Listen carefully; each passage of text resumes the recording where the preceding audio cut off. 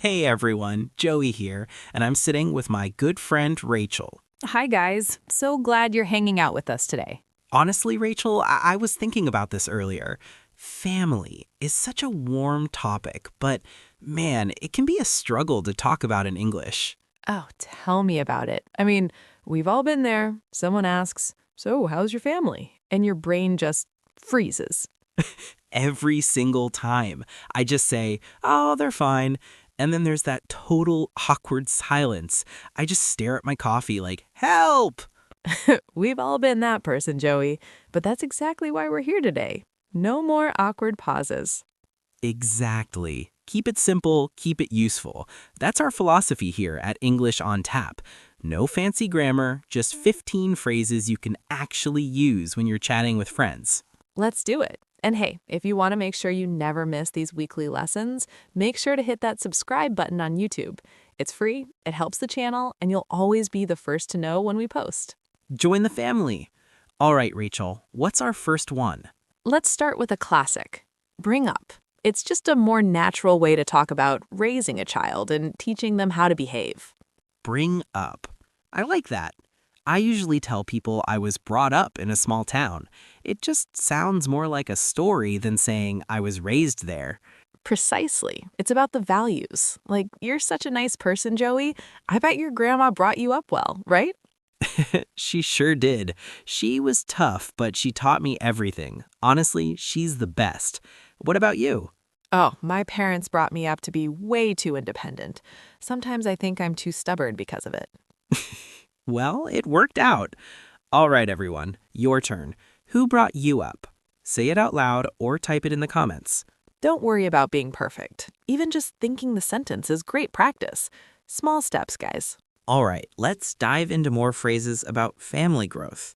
We already covered bring up. Now, moving on to grow up. You know what? While you're being brought up, you're also growing up. It's that whole process of becoming an adult.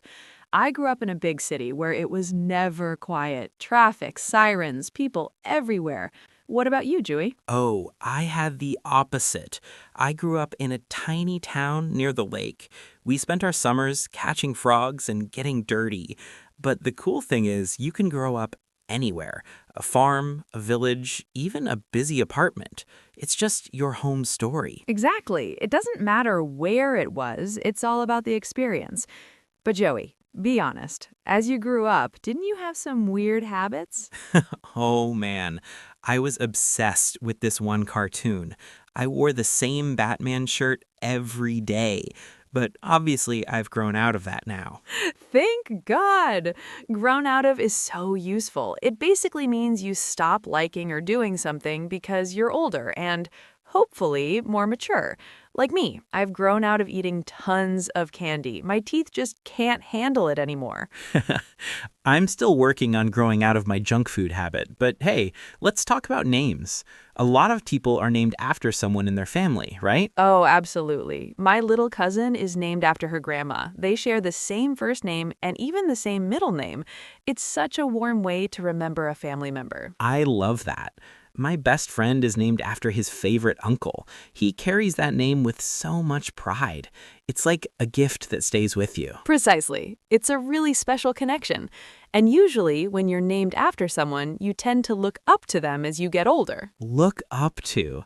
That's one of my favorite phrases. It's all about admiration and respect. I really look up to my dad. He's worked so hard for us, you know? He's basically my hero. That's beautiful. I look up to my mom for the same reason. She's so strong and kind, even when things are tough. Do you guys look up to anyone in your family? Maybe the person who brought you up, like my grandma was for me. It's a powerful thing to think about. All right, we've covered a lot. Bring up, grow up, grown out of, name after, and look up to. These 5 are the foundation. Trust me, you'll use these every time you talk about your childhood. Exactly. Now, don't just listen, try it.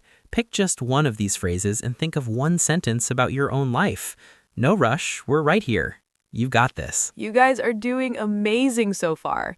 Now that we've talked about growing up, let's move on to the now, our family life status. These phrases are daily essentials. Whether you're catching up with an old friend or meeting someone new, these are the phrases people actually use to talk about their home life.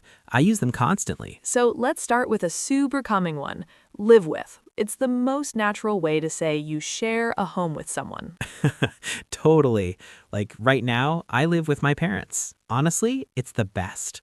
Rachel, do you live with your family too? I do. I live with my sister and my cat. We have this little happy, chaotic family going on. It's easy to master. Just say who you share your space with. Spot on. Now, eventually, most people want to move out and settle down. Ah, the big S word, settle down. It means a stable, long-term life in one place. Like, my brother finally settled down in London last year. He loves it. Your aunt also settled down in London after years of traveling. She was thrilled to have a home base. She really was. It's about finding that peace.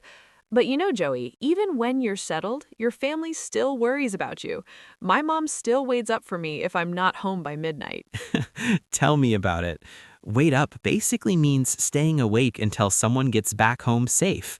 My mom will be on the couch at 2 a.m. pretending to watch TV, just waiting for the door to click. That's so sweet, though. That's that family love energy. My sister waits up for me too when I'm out late with friends. It's a warm feeling knowing someone's waiting for you. It really is. But hey, we all have those lazy days where we don't want to go anywhere. That's when we stay in. Oh, I am the queen of staying in. It just means staying at home instead of going out for fun.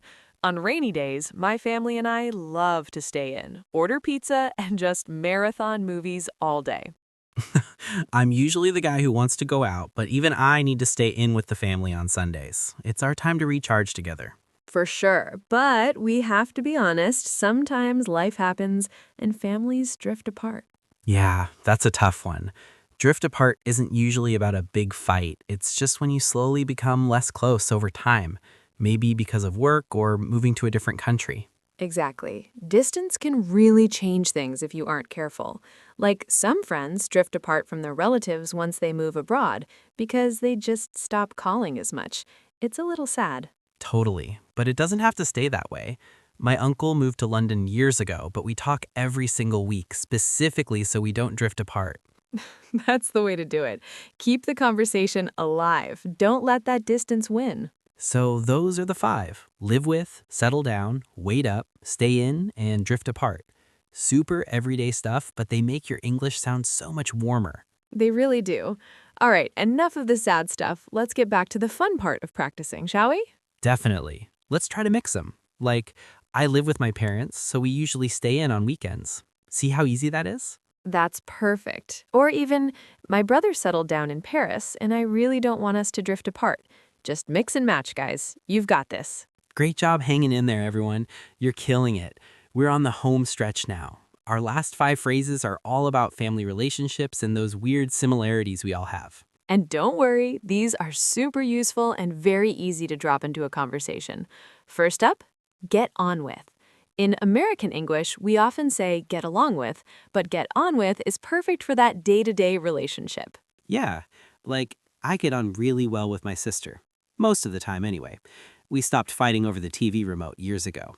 Do you get on well with your family too, Rachel? You talk about them constantly. I do. I get on with my grandma the best. We have this bond where we can just talk for hours. It's so important to have someone in the family you really connect with. 100%. But you know, even if you argue sometimes, when things get tough, a good family will pull together. Oh, absolutely.